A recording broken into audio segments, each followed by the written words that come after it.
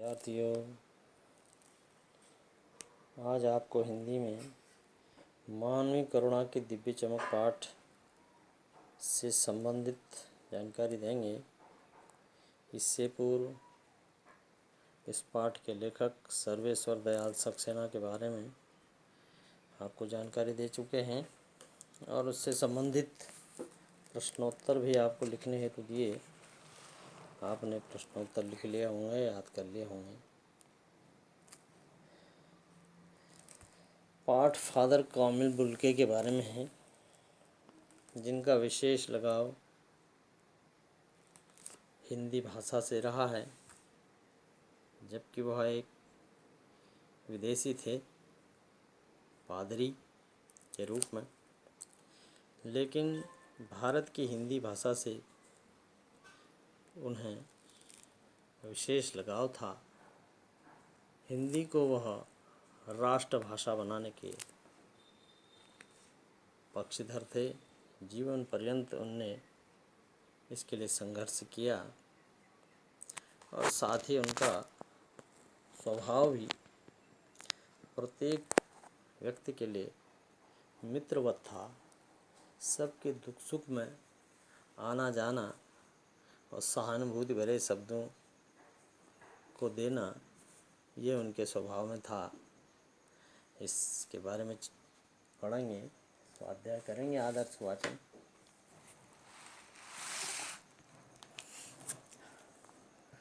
मानवीय करुणा की दिव्य चमक। फादर को जहरवाद से नहीं मरना चाहिए, जिसकी रगों में दूसरों के लिए मिठास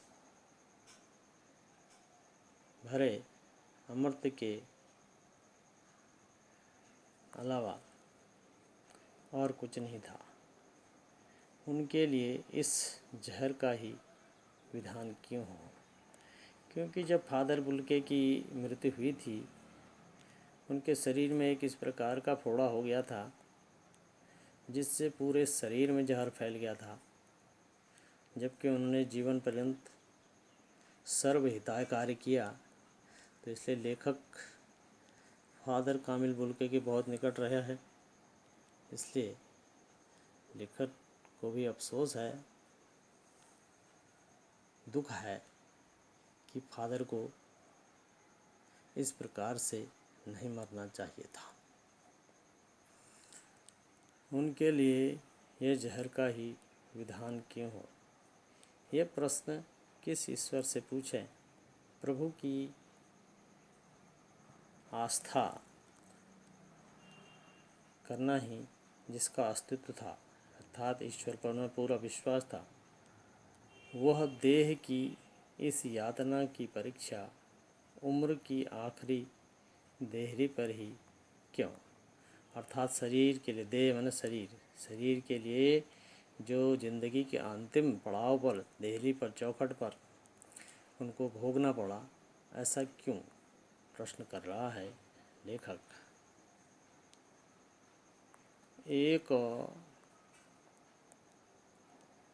लंबी पादरी के सफ़ेद चोगे से ढकी आकृति सामने है। गोरा रंग, सफ़ेद झाई,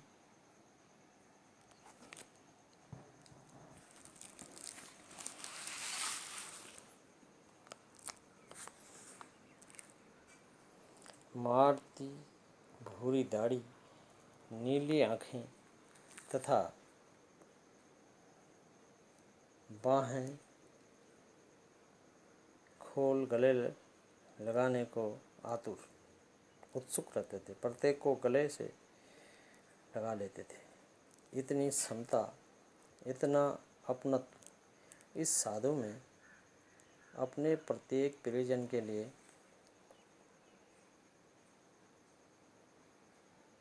अपनत्व मिलता रहता था। मैं 35 साल से इनका साक्षी था, तब भी जब वे इलाहाबाद में थे और तब भी जब वे दिल्ली आते थे। आज उनकी बाहों का दबाव मैं अपनी छाती पर साफ महसूस करता हूँ। फादर को याद करना एक शांत और उदास संगीत को सुनने जैसा है। उनको देखना करुणा के निर्मल जल में स्नान करने के जैसा था तथा उनसे बात करना कर्म के संकल्प से भरना था। मुझे परिमल के 2 दिन बाद, परिमल पुस्तक है, ठीक है, 2 दिन बाद आते हैं जब हम सभी एक पारिवारिक रिश्ते में बंधे जैसे थे, जिसके बड़े फादर बुल्के थे। हमारे हंसी मजाक में वे निर्लिप्त स्वार्थ रहित शामिल रहते थे। हमारी गोष्ठियों में वे गंभीर बहस करते, हमारी रचनाओं पर बेबाक राय और सुझाव देते तथा हमारे घरों के किसी भी उत्सव और संस्कार में वे बड़े भाई तथा पुरोहित जैसे खड़े होकर के हमें अपने आशीषों से भर देते।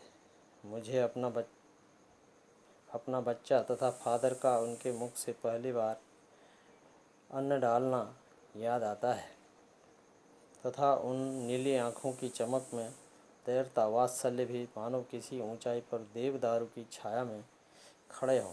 देवदारू की तुलना यहाँ इसलिए की है कि देवदार का जो वृक्ष होता है वह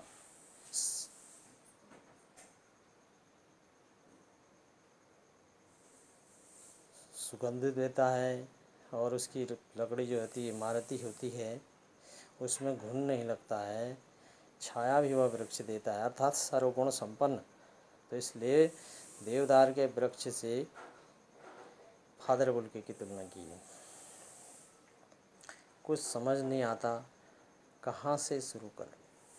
इलाहाबाद की सड़कों पर फादर की साइकिल चलती दिख रही है। वह तब हमारे पास आकर रुकती है, मुस्कुराते हुए उतरते हैं। देखिए देखिए, मैंने उनको पढ़ लिया है और मैं कहना चाहता हूँ, उनको क्रोध में कभी भी नहीं देखा, आवेश में देखा है तथा ममता और प्यार में लबालब छलकता ही महसूस किया है। अक्सर उनको देखकर लगता कि बेल्जियम में इंजीनियरिंग की आखिरी वर्ष में पहुंचकर उनके मन में ये सन्यासी बनने की इच्छा कैसे जाग गई, जबकि घर भी भरा पूरा था। 2 भाई, 1 बहन, माँ, पिता सब थे और उसके बाद इंजीनियरिंग की पढ़ाई कर रहे थे। अंतिम वर्ष था, उसके बाद संन्यास का भाव। क्या अब आपको अपने देश की याद आती है? मेरा देश तो अब भारत है, अर्थात भारत में आकर रहने लगे तो उससे प्रश्न पूछे जा रहे थे। मैंने कहा अपने देश की याद आती है? मैंने कहा जहाँ मैं रह रहा हूँ वही तो अपना देश है, अर्थात भारत में रह रहा हूँ तो भारत ही अपना देश है। मैं आपकी जन्मभूमि से पूछ रहा हूँ। हाँ आती है, बहुत ही सुंदर है। मेरी जन्मभूमि रेम्स चैपल। और घर में किसी की याद आती है? माँ की याद आती है और बहुत याद आती है। फिर अक्सर माँ की स्मृति में उनको डूबते हुए देखा है। उनकी माँ की चिट्ठियाँ अक्सर उनके पास आती। अपने अभिन्न दोस्त डॉक्टर रघुवंश को वह उन चिट्ठियों को दिखाते थे। पिता तथा भाइयों के लिए बहुत लगाव मन में था। पिता व्यवसायी थे, एक भाई वहीं पादरी हो गए थे, एक भाई काम करता, उसका अपना परिवार है। बहन जिद्दी और सख्त है, उसने बहुत देर से शादी की है। फादर को 1-2 बार उनकी शादी की चिंता व्यक्त करते हुए उन दिनों देखा था। भारत में बस जाने के बाद वे 2 या 3 बार ही अपने परिवार से मिलने के लिए भारत से बेल्जियम गए थे। तो एक विदेशी व्यक्ति जिसे भारत के प्रति इतना लगाव हुआ, उसने अपने घर की उतनी चिंता नहीं जितना भारत की चिंता थी। लेकिन मैं तो सन्यासी हूँ, आज सब कुछ छोड़कर क्यों चले आए? तो इस प्रकार से प्रश्न हो रहे हैं। लेखक के द्वारा प्रभु की इच्छा थी, वह बालकों की जैसी सरलता से मुस्कुराते कहते, माँ ने बचपन में ही घोषित कर दिया था कि यह लड़का तो हाथ से गया, और सचमुच इंजीनियरिंग के आखिरी वर्ष की पढ़ाई छोड़कर फादर बुल्के सन्यासी होने पर जब अपने गुरु के पास गए और कहा कि मैं सन्यास लेना चाहता हूँ, और एक शर्त रखी। सन्यास लेते समय सन्यास चाहने वाले को एक शर्त भी रखी जाती है कि मैं भारत जाऊँगा। भारत जाने की बात क्यों उठी नहीं जानता, बस मन में ही यही था। उनकी शर्त को मान लिया गया और वह भारत आ गए।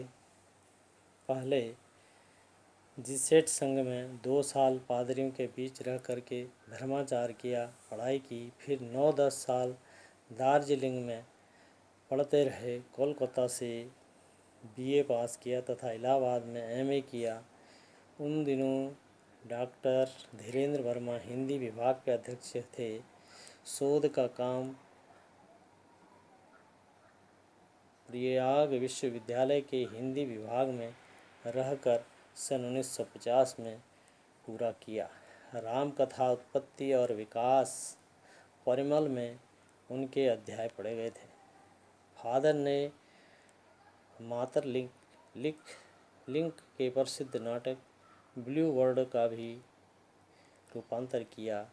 नील पंछी के नाम से बाद में उन्होंने सेंट जेवियर्स कॉलेज रांची में हिंदी और संस्कृत विभाग के विभागाध्यक्ष हो गए तथा यहीं उन्होंने अपना प्रसिद्ध अंग्रेजी हिंदी कोर्स तैयार किया तथा बाइबिल का अनुवाद भी, और वहीं बीमार पड़े और पटना आए। दिल्ली आए और चले गए। 47 साल देश में रहकर तथा 73 वर्ष की जिंदगी जीकर फादर बुल्के संकल्प से सन्यासी थे। कभी कभी ऐसा लगता था कि वह मन से सन्यासी थे।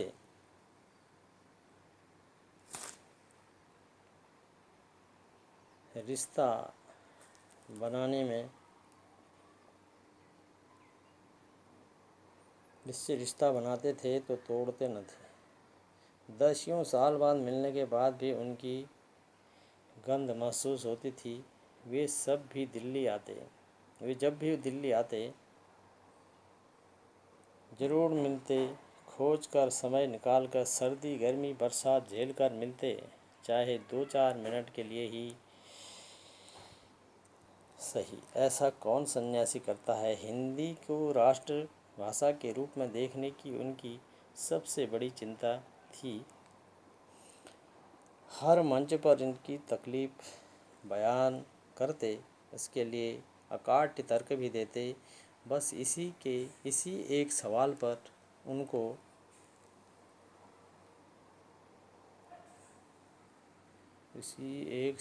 पर उनको झुझलाते देखा है तथा हिंदी वालों द्वारा ही हिंदी की उपेक्षा पर दुख करते उनको पाया है।